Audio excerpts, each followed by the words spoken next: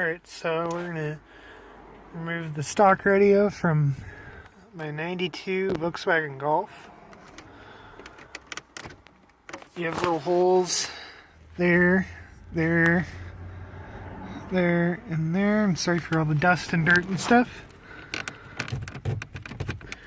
You'll kind of have to force it in. I made mine out of like an old coat hanger.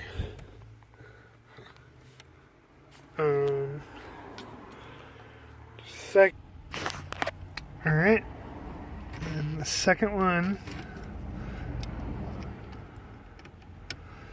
went like this.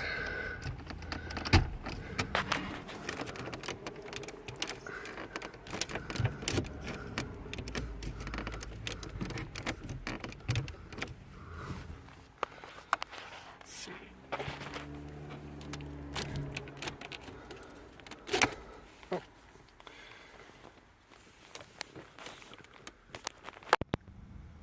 So it takes a little bit of finagling, but it does work. It's just a matter of doing it the right way. And you see those little clips. It uses a sort of friction to get it on. And I'm pretty sure at this point I don't want to ruin the radio and I don't want to ruin my dash. Out and booyah! There's actually a lot of space,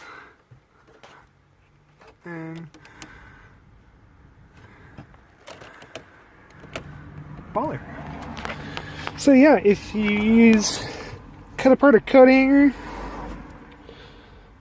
and then you want to cut both ends off the end of a coat hanger, and you stick it in the holes, and it pushes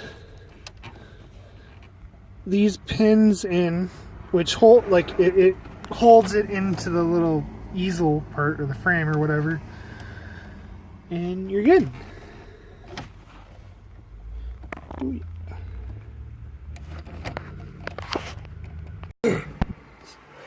So now I'm putting the new radio in.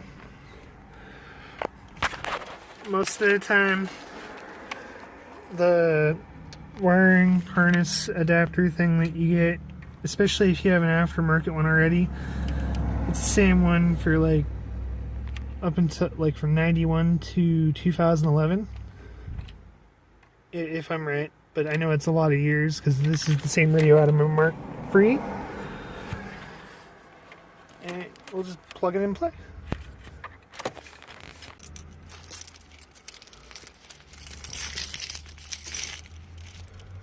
Moment of truth.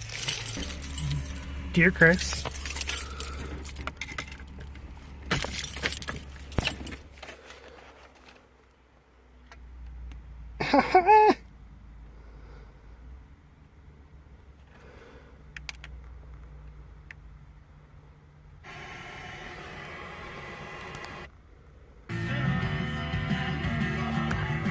Yay!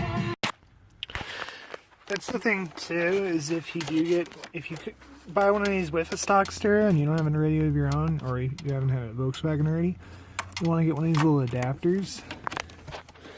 Because the old radio has a little connector, but for the most part, as far as I know, most new radios have a little like plug-in piece.